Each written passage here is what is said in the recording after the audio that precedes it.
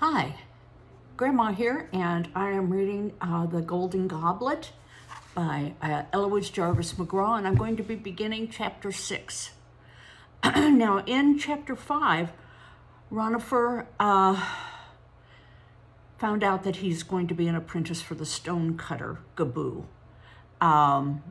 instead of the gold shop. We get the idea that the only reason he let Ranofer work in the gold shop was to be complicit in the theft of gold. That was all part of the plan. And once the theft of the gold ended and Ibni was gone, there was no need for Ranofer to work at the goldsmith. So now he's to work at the stonecutter. There was nothing whatever to do but go to the stone cutting shop next morning, and Ranofer went. Numbly, he walked down the familiar streets, past the papyrus marsh, past the beginning of the wharves, then with a longing glance ahead at the corner where he always turned to go to rakes. He turned unwillingly, traitorously, he felt, into a different street. Walked past different shops and laboratories, warehouses, and stopped at last before the long open shed that was Goblet's stone-cutting shop. He had been here only once or twice, and each time had left the place as soon as he could.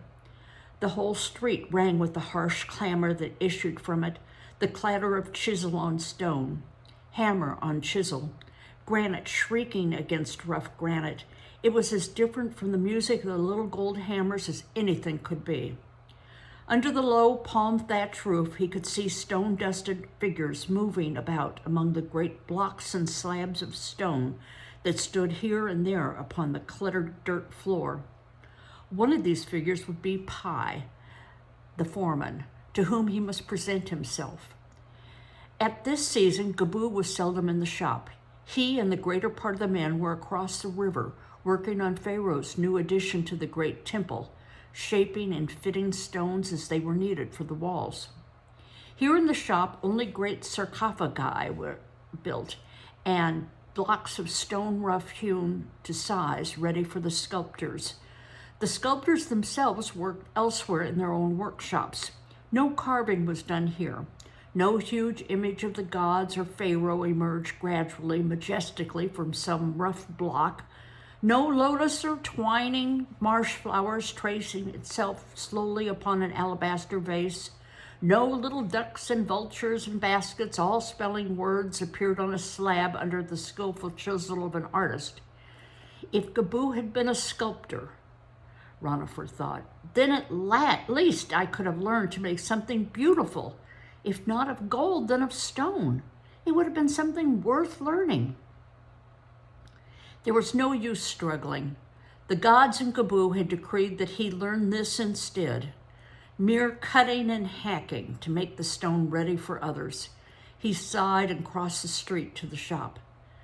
Hesitating under the straggling fringe of palm fronds, he peered into the shop's interior, which seemed to be deep gloom after the blaze of sun on the road. There were a dozen men moving here and there about their tasks, but no one took the slightest notice of him. Near where he stood, an old man squatted on his haunches beside a great slab of alabaster, examining and blowing at a small hollow in one corner of it. As Ranofer watched, he rose and hobbled to the next corner of the slab, sprinkled black sand from a box upon a chalk mark on the stone, set the bit of a hand drill on the spot, and began to bore another hollow. His face looked patient, worn, and kindly, and Ranofer, hoping the man was Pi the foreman, approached him. "I beg pardon, master," he said hesitantly. The old man went on drilling, slapping on the stone weights around and around with one gnarled hand while holding the handle of the spindle with the other. Ranofer raised his voice above the surrounding noises and touched the old man on the shoulder as he spoke. "I beg pardon, master." At his touch, the driller jumped and halted the circling stones, then looked around. He seemed surprised to see Ranofer. "Eh? I thought you were the foreman, come to tell me I was doing it all wrong again. What do you want of me, little one?" Obviously, this could not be Pi. "I am looking for the foreman," Ranofer said. "Hey, you'll have to shout, the noise." "I'm looking for the foreman, please." Ranofer shouted. Ah, the foreman, that would be Pie, young one. The skinny little man yonder. Don't say I called him that. In that far corner beside the finishers. What do you want of him? I warn you, do not bother him with trifles. His temper is as short as his thumb. The old man held up his right thumb, which Ranofer saw, with a shock, was hacked off at the first knuckle. Aye, the wedge slipped when we were splitting a block of granite 20 years ago. And the old man with a sidewise grin. And here, he tucked the handle of the drill under his arm and held up the other hand. The chisel went awry one time, and here a hammer crushed my fingertip instead of the sandstone. They are stonecutter's hands, not pretty, nay, not pretty at all, but still fairly useful, praise be to the gods. What do you want of Pie, young one? Oh, I am to report to him, Ranofer answered. He could not take his horrified gaze off the old man's mutilated hands. I'm the new apprentice. Why do you think he's so upset about the mutilated hands? Because he doesn't want hands like that, because hands like that can't craft golden masterpieces or pieces of jewelry.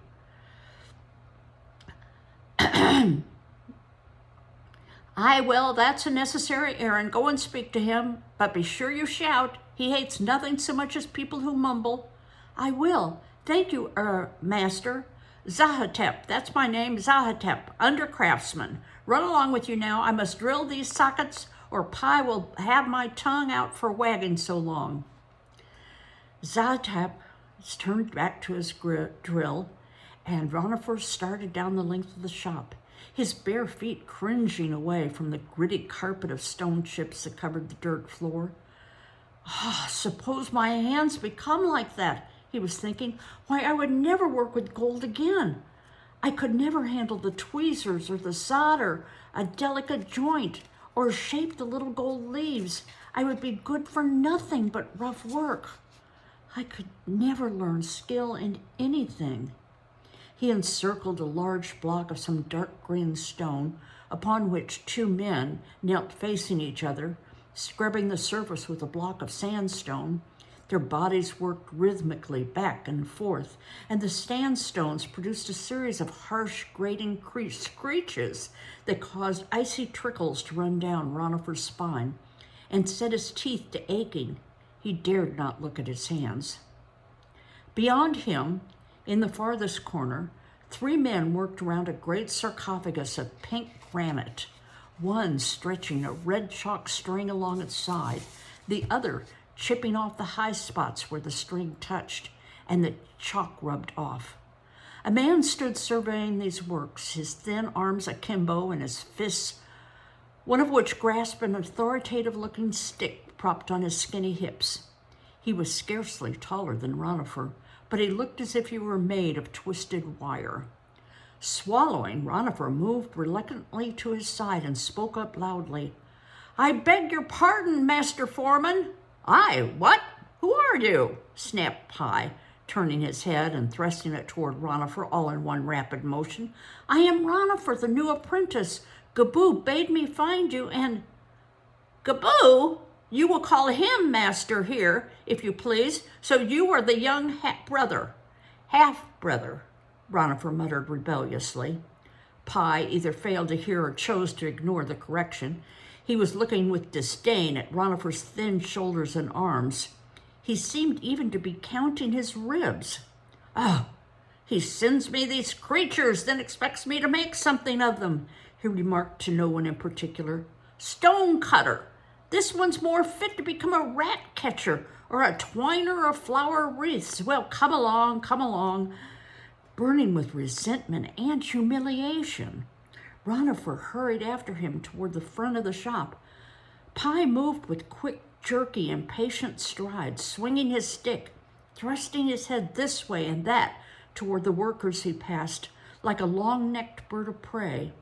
He led Ranofer straight back to Zaho and the drill and pointed to the box of black sand near the alabaster slab. That is cutting slab, he shouted. Put a little into the hole each time Zaho raises the drill that the bit may cut deeper.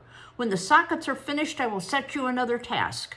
He spun around and was off down the room with his jerky gait, before Ranofer could do more than nod. Glancing at Zaho inquiringly, Ranofer picked up the box of sand and squatted near the newly begun socket. Instantly, the old man stopped the drill. "Young one, stand up, or else squat yonder at the other side unless you wish your eyes put out. The sand flies, and it will cut flesh as well as stone." Ranofer recoiled so hastily that he stumbled and all but dropped the box. "There, now you've spilled some. Don't let Pie see it. Scrape it up with your fingers. Now put a pinch into the hole. This is not ordinary sand, you know, to be spilled and scattered. It is cutting sand. However, harder than the hardest stone is. Aye, that's enough for the moment. Now stand back." Zaho set the drills twirling again to the gritty, grating rasp of sand against stone, while Ranofer stood well aside, his teeth on edge, and looked disconsolately at the great inert slab which could cost a man his thumb, his skill, or his eyesight as the price of the labor on it. What was being fashioned of it anyway? The next time the drill stopped, he asked Zaho, "Why, this is the lid of the outer coffin of Pharaoh's fan-bearer, young one. Do you see yonder where the finishers are working? That is the coffin itself. Aye, a grand one it will be, the finest pink granite with his alabaster lid. I understand his lordship has ordered 2 inner coffins also, one of acacia wood, finely joined, all painted and gilded, and the other, the innermost, of cedar wood, with his portrait in solid gold set into the lid. Hi, this will go to his tomb in style, that great one. Put in the sand, boy, a pinch only, that's enough." His portrait in solid gold, Ranofer thought, as he watched the old man's scarred hand slap the stone weights at the spindle round and round. How wonderful it would be to make such a thing. One would fashion it by raising like a bowl, like a series of little bowls, all joined together, and of strange shapes, one like the nose, one like the curve of the cheek, one like the chin, the mouth. What stakes would I use to shape a mouth in gold? Just the edge of Rake's smallest one, perhaps, using the smallest of hammers. The noises of the shop faded, and Ranofer stood alone before a line of shaping stakes, moving from one to the other as he tapped out the full curve of a forehead, the clean line of a jaw, the subtle molding of an upper lip, choosing one and then another little hammer from the rack before him. His mind had paused in puzzled fashion as the golden corner of an eye when Zaho touch on his shoulder brought him, with a start, from his daydreaming. "The sand, young one, the sand." As Ranofer hastily knelt to the box, the old man darted a glance about the shop. "Hey, Pie was not looking that time, but beware of idleness and dreaming, young one. Never think he's not keeping his eye on you. It is everywhere at once, that eye, and if it sees you idling, you will soon find why he carries that stick. Oh, I will not dream any more, Zaho." Ranofer kept to his word, but it was difficult. His task was so small, so monotonous, and so utterly lacking in interest that he found it almost impossible to keep even part of his mind on it. A pinch of sand, a long, dull wait, another pinch of sand. He spent what seemed like an interminable time watching the hollows slowly form in the 4 corners of the coffin lid. His eyes glazed from staring at the whirling drill, his ears bombarded with the harsh noises of the shop. "What are the hollows for?" he asked Zaho at last, more to fight inattention than because he wanted to know. "Why, they are the sockets for the pins to fit into," the old man said. He pointed down the shop to the coffin itself. "Do you see those bosses at the top edge of the coffin, one in each corner? When the lid is in place, they will fit just so into our sockets, young man, and make the lid fast. It would be too bad to have a lid slipping and sliding when they carry his lordship down into the tomb." Privately, Ranofer wished lid, coffin, and lordship in the tomb already, but he refrained from saying so. Wisely, it turned out, for as he dropped a last pinch of sand into the fourth socket and stood back, he found pie at his elbow. And we're going to stop there for now, and we will continue the next time.